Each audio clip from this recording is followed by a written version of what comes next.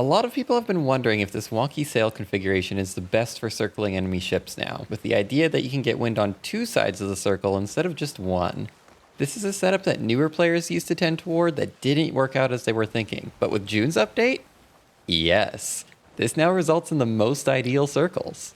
What you'll need to keep in mind is that the back mainsail is larger and contributes to a larger portion of the ship's speed, so to equalize this configuration, you'll need to keep the back sail curled a little bit more than the front sail. Don't chase perfection here because it doesn't exist. This is good enough. Now, I know y'all are screaming internally about going nearly full sail here, but it isn't actually that fast. Compared to using just one full sideways sail, the circles are only just barely larger, but they're far more consistent, and thus should require less corrections. If you want to use less sail and perform a tighter circle, you can.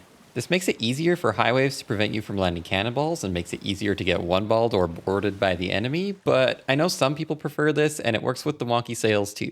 Surprisingly, this wonky left-right sails configuration on the Brigantine is about the same size circle as the ideal sloop setup as well, but more consistent. Considering the sloop's full sail configuration was decent for PvP, I don't see any reason why the Brig's full wonky sail configuration wouldn't be good as well. Even if you lose a mast in this configuration on the Brigantine, it only puts you in the single sideways sail configuration like the last video recommended, so it's still reasonably circular. So ultimately, what we end up with is that I was wrong. Circling isn't universally harder to accomplish across all ships, it's actually easier on the Brigantine now.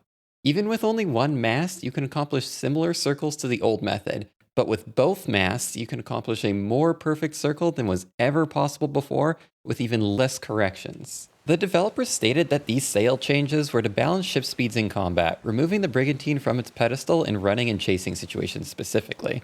But what's really weird is that this resulted in a buff to its mid-combat abilities. If you use the new wonky sail configuration, you are simply the best ship on the seas. Huge thanks to the many folks who asked about this wonky sails configuration in the last video. If you'd like the science to continue, let's keep the conversation going in the comment section below again. And you know the rest of the drill. If you like this follow-up, let me know by hitting that like button and get subscribed if you want to see more science on the seas. Happy sailing, folks. May your sails be forever wonky.